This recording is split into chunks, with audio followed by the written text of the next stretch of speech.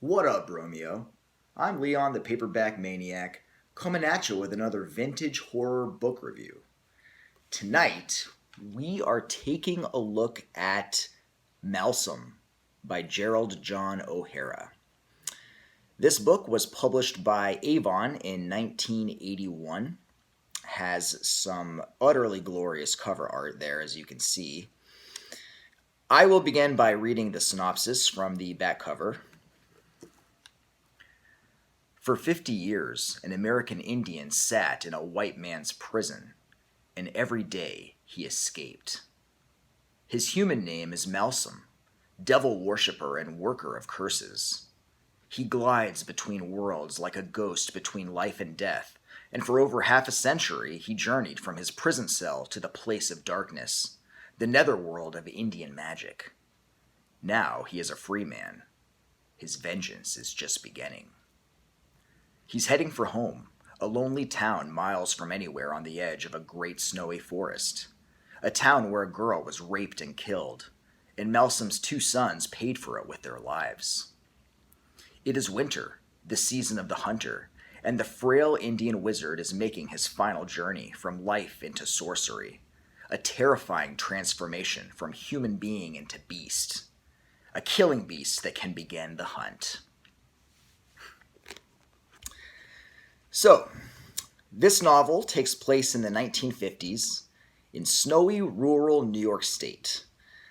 An ancient Seneca Native American named Malsom has just been released from prison after being diagnosed with tuberculosis and being deemed to have only a little while left to live. And so he returns home to his old log cabin.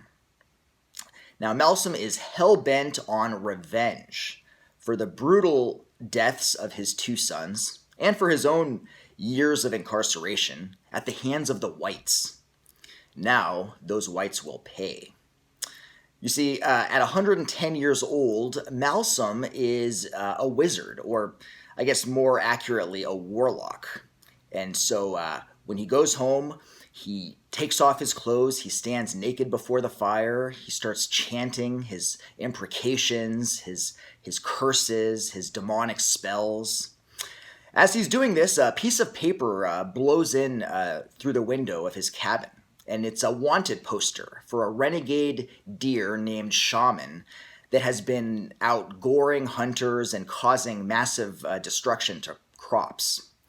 Now, Malsum sees this and sees it as a sign and thinks that this beast will help him, exact his revenge on the whites.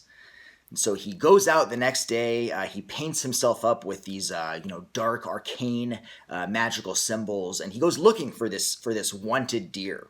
And after a couple of days, he finds the deer, this deer shaman, at the moment, which is brutally mating with a doe, basically raping her after savagely murdering the buck that had been trying to approach the doe. And Malsum sees this, this brutal, deer, and approaches it. He starts circling around it, chanting his magic and kind of dancing around the deer. He decides that this beast will be the one. He said that this menacing thing is going to be the tool that he uses to get back at the whites. And so at that moment, he goes to the buck that the deer shaman had murdered to mate with the doe. Basically, cuts it open, removes its liver, starts eating it raw, and then cuts its head off and walks around the forest for a number of days, holding the head of this deer, and eventually fools a local farmer into shooting him because the farmer or the hunter sees the head of the deer and thinks it's maybe that deer that's wanted that has a $500 reward on it.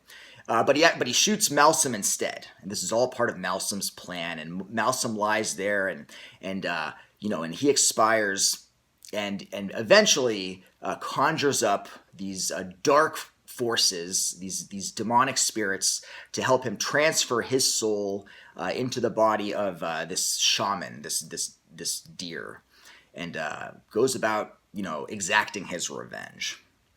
So that's your basic setup. Now the hunter that accidentally shot Malsum, thinking it was Shaman the deer, is a guy named Zebediah Simpson, and he has this family life, which we get a lot of in this book. He's married to a beautiful housewife named Pearl. He lives with his brother, a banker named Pete, with whom he has a very rocky relationship. There's a lot of drama in the past concerning with Pete and his wife. And Zebediah and Pearl have a 10-year-old spunky little son named Chucky Simpson.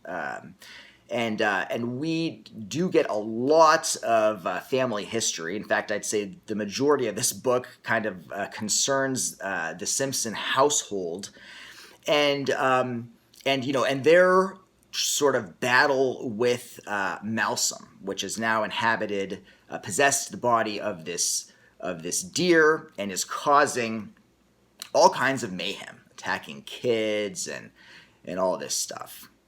So this book. So my thoughts on this one.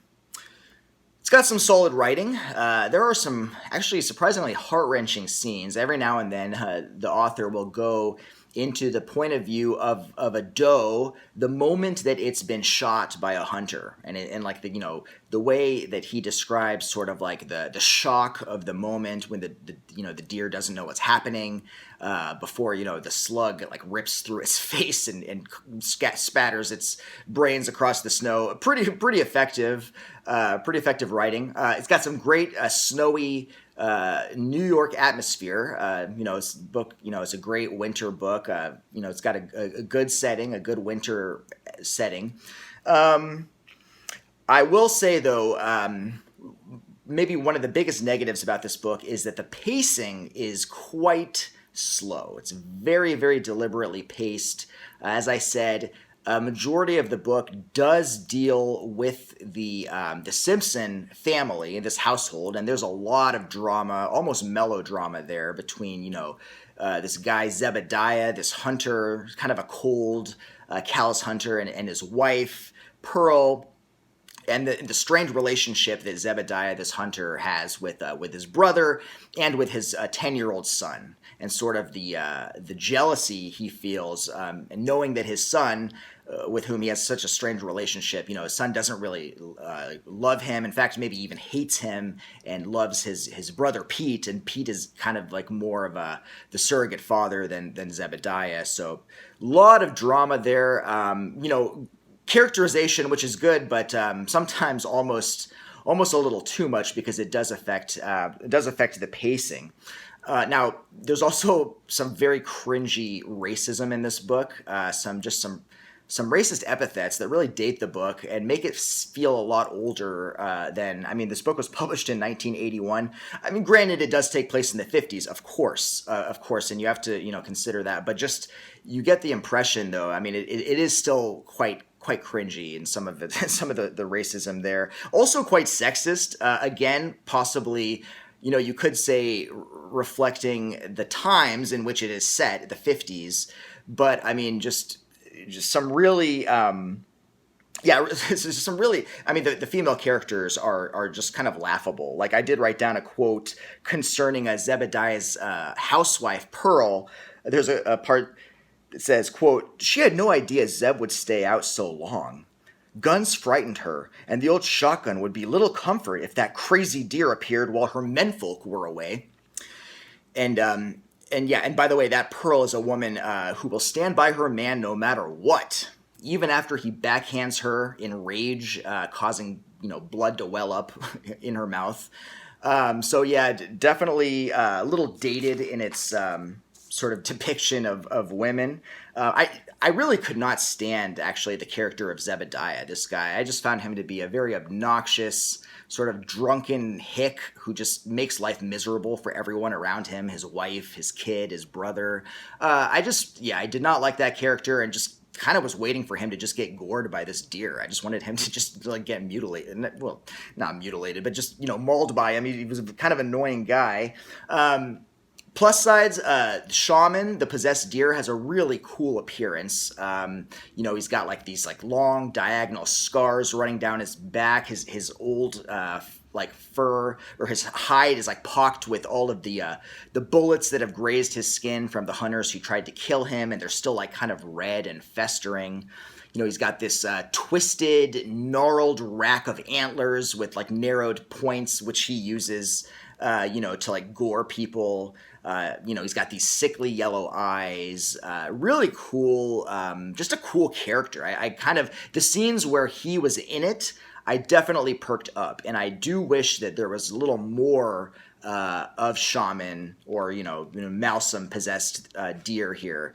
I wish there was a little bit more of that, because the scenes where we have it is good, even though it does seem frustratingly like every attack scene is curtailed. Like the moment we're getting something like an exciting scene, I don't know, maybe just because it's a deer, but then it just runs away. Like it just like the scenes are just truncated a little bit. So it doesn't really sustain sometimes, the action that that I was kind of hoping for.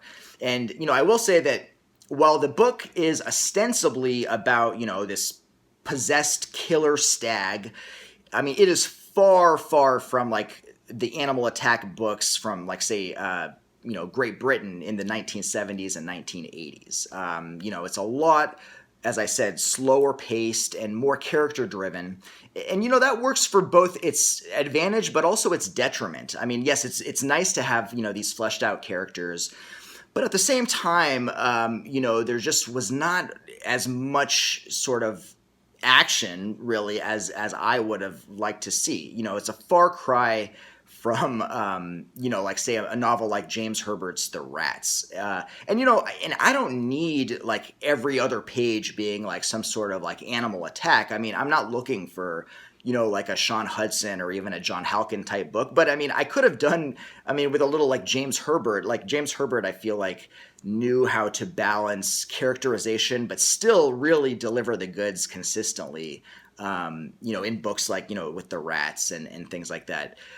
But in this one, it's a little, there's not quite as much there. Definitely more of a drama, more character driven.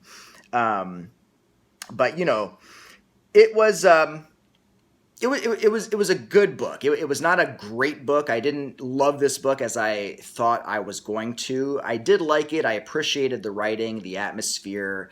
I thought it was interesting. I love the concept.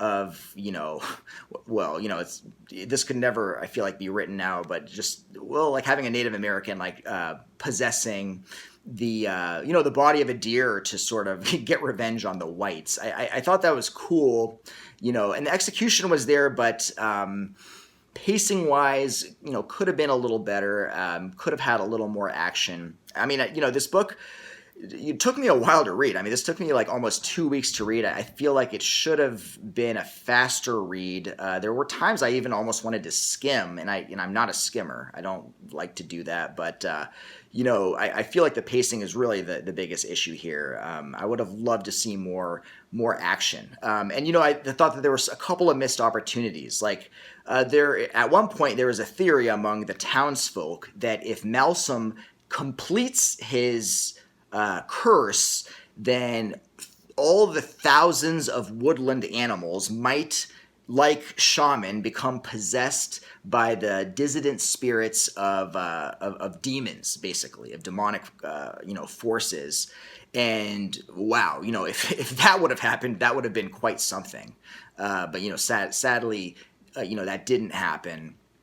It is a little interesting that Malsum actually conjures. It's actually like the biblical like fallen angels, which he uses, like the actual demons from like the Christian Bible. And him being a Native American, I thought that was a little interesting choice that they, that the author is basically making it like he's utilizing Christian sort of mythology. But anyway, yeah, the book was good. I would recommend if you have a chance to pick it up. You know, I mean, the cover's amazing, and it's a worthy read if you're in the mood for that sort of thing. But just beware that it is more of a drama, not as fast paced as, you know, say like the British animal, you know, running amok type books. So yeah. But anyway, that's Malsum by Gerald John O'Hara. Hope you guys enjoyed the review. Thanks for watching as always. I'm gonna try to you know, do another book review, read like maybe a shorter book and do a book review in the next week, because I will be out of town in Chicago next week. So if I could do another book review before I leave, that'll be great. If not, you know, might be a couple of weeks. But anyway, thanks for watching, guys. I appreciate it. Have a good one. Peace out.